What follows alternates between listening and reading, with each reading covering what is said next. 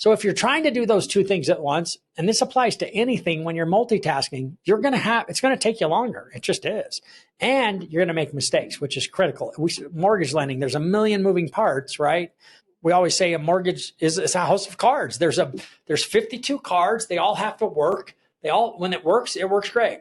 But if one of those cards falls out, or the whole thing can come tumbling down, right? So missing one thing can create that. This happens all the time in mortgage lending. It happens in real estate as well. If you're losing time because it's taking you longer to complete two tasks at the same time, you're multitasking, doesn't it make sense to focus on completing one task at a time? So I mentioned this last week, I believe, because this is how you can do it, right? So depending on the task that you have to complete, I write a blog post every Friday. I mentioned this. So I shut off my phone.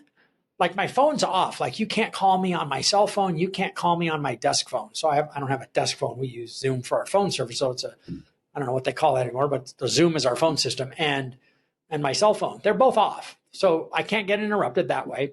I shut my email off. Like I close the email account because I close Outlook because it's too easy. If I get in there, man, I just keep coming.